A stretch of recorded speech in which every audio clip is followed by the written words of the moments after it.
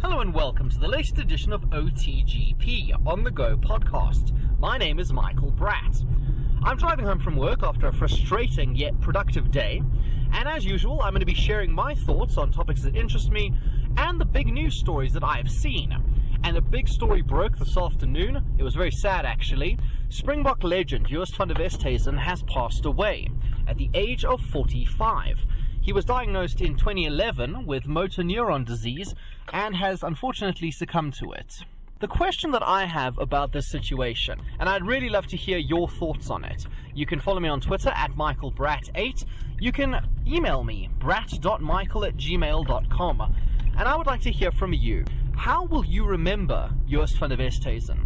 Will you remember his contributions to South African rugby? He is a legend. He played 89 tests for the Springboks and was certainly instrumental in the Springbok teams. Will you remember him for those contributions? Or will you remember his bad deeds? So the prostitutes, the drug use, cheating on his wife Amour Vatone. Is that what you will be remembering? And I read a very interesting article today, and it was on a website called cracked.com. It's one of my favorite websites. The article was entitled, "For Inexcusable Behaviors We Apparently Give a Pass Now." And it was talking about situations where people have done bad things, but we seem to forget about them. And one of those things is after they die.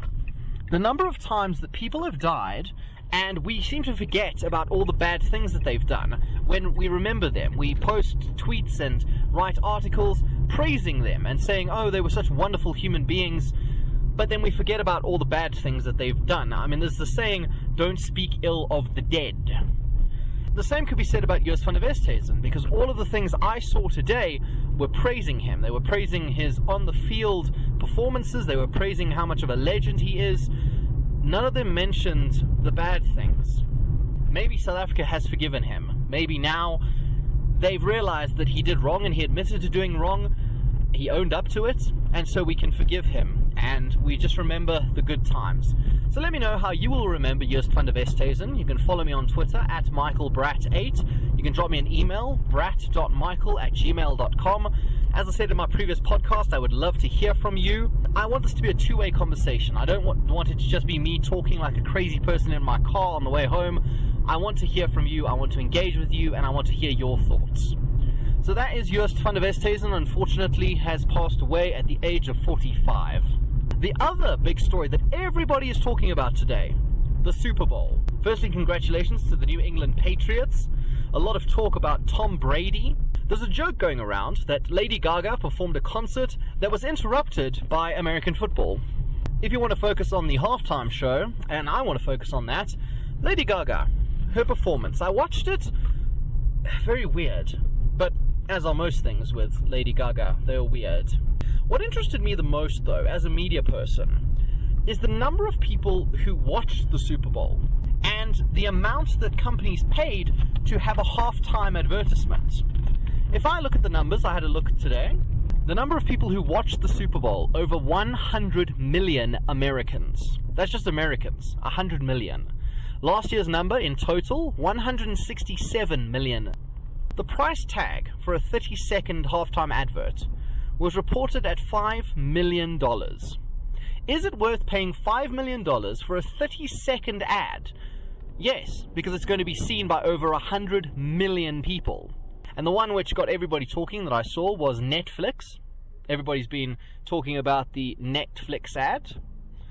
But it was very interesting to watch Lady Gaga perform. It was interesting to see the advertisements. It was interesting to see the game. It was the first time ever that the Super Bowl had gone into overtime.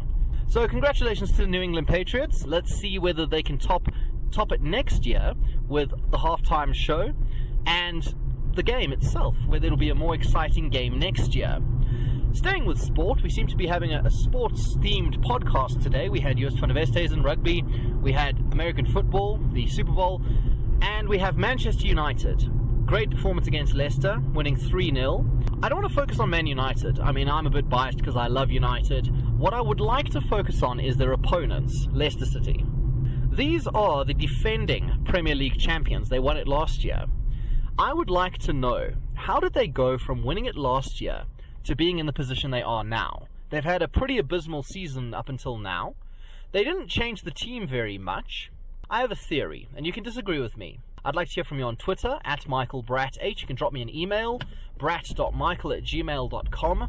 My theory is, they won their first couple of games last season, and the confidence grew.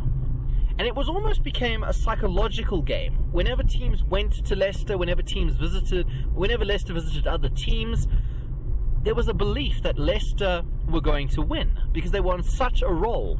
And that translated into a string of amazing performances that ultimately led to them becoming Premier League champions. This season, they didn't have the best start, and in fact, it has now led to them not having any belief in themselves.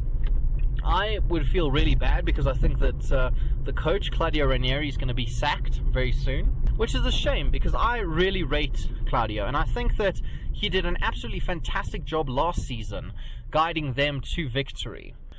The joke that I've seen is, will Leicester City be the first team to win the Premier League one season and then be relegated the next? We'll have to wait and see. I don't think they're going to be relegated.